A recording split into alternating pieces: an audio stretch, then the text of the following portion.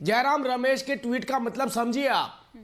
Rafale समझिए, defence production समझिए, ये सब लोग, ये सारी फील्ड ऐसी थी जिस फील्ड से कांग्रेस पार्टी सरवाइव करती थी कमीशन खा करके। कांग्रेस की असली कमीशन तब बनती थी जब इंपोर्ट होता था, इंपोर्ट के अंदर इनका मार्जिन होता था। सबसे बड़ी चोट इनकी दुकान पे लगी है। इशू ये नहीं है कि अभी क्या अथॉरिटीज करेंगी। गैम्बियन अथॉरिटी ने कहा है कि वो सब स्टैंडर्ड नहीं है, वो कफ सिरप सब स्टैंडर्ड नहीं है, लेकिन अभी भी जांच चल रही है। वो जांच बताएगी, ये जयराम रमेश नहीं बताएंगे कि किसके अंदर कितना केमिकल था और कितना केमिकल नहीं था। ये जांच बताएगी। लेकिन असली इशू क्या है? असली इशू ये नहीं है। असली इशू तो ये है कि इस सियासी झगड़े में देश की बदनामी हो रही है। असली इशू तो ये है राजीव जेटली जी कि आपकी हो उनकी हो, इस आपसी लड़ाई में देश की बदनामी हो रही है। देश को क्या क्या क्या उसकी छवि जो है वो हम पेश करने की कोशिश हो रही है। मनोज सिंह काका जी, आपके भी नेता कम नहीं है। वैक्सीन पर सवाल उठाने की बात हो, चाहे कुछ बात उठाने की बात हो। ये अनार उगा के हर साल 1 एकड़ की जमीन पर 10 लाख कमा रहे हैं।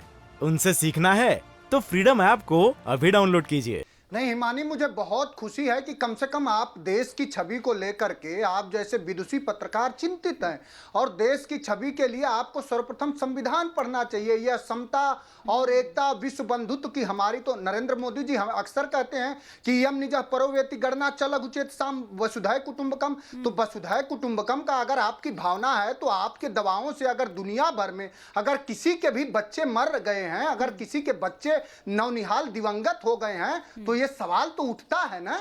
मानवता का सवाल है। हमारी संस्कृति यही है। मैं समझ रहा हूं कि आप राष्ट्रवाद और संस्कृति ठीक से पढ़ी होंगी। हमारी संस्कृति यही है कि हम दूसरे के दुख से भी दुखी हो जाएं। तो हमारी संस्कृति यही है कि हम दूसरे सवाल उठा रहे हैं। सवाल तो आप उठाते हैं सर, मैं थोड़ी उठाती हूँ। मैं थोड़ी उठाती हूँ, मैं तो आपसे उस पर सवाल उठा रही हूँ कि आप देश की बदनामी हर जगह पर क्यों करते हैं, खास तौर पर अंतर्राष्ट्रीय। तो सर करने दीजिए ना, ये तो एजेंसीज का काम है। आपको नहीं लग रहा है कि इस इंडस्ट्री की जब आप बात कर रहे हैं, कितने सेंटिमेंट्स, कितने इमोशंस जुड़े हुए होते हैं। एक मिनट सुनिए ना मनोज सिंह काका जी, आप बात करिएगा, लेकिन कितने सेंटिमेंट्स, कितने इमोशंस जुड़े हुए होते हैं। आपने एक बार यहाँ पर सवाल उठाया तो सोचिए कि किस तरह से लोग बॉयकॉट के लिए यहाँ पर उतारू हो जाएंगे अभी एक के बाद एक। क्या आपको नहीं लगता है कि उससे, वैसे तो बड़ी बेरोजगारी और मंदी और पता नहीं क्या क्या आप तमाम चीजों की बात करते हैं, आपको नहीं लगता है कि इससे इंडस्ट्री का कितना बड़ा नुकसान होगा? ये वही इंडस्ट्री है जिसने कोविड में काम किया है, जी भरकर काम किया है, रात दिन काम किया है, अच्छा काम किया है, इसीलिए आप और हम शायद यहाँ बैठे हुए हैं। बोलने देंगी? बोलने के लिए ही आपको बुलाया है। बोलने देंगी? आप बोलने के लिए ही आपको बुलाया है। आप बोलने देंगे? अरे आप बोलने, हिमानी आप हमारे बोलने की आजादी की तो कम से कम सम्मान करिए। तो अगर नहीं बोलने देंगे तो मैं चला जाऊंगा। आपने सम्मान बुलाया हुआ है तो कब से बोलने दे। मैं जो बात कह रहा हूं, मैंने जो बात कहा मैं वही कह रहा हूं।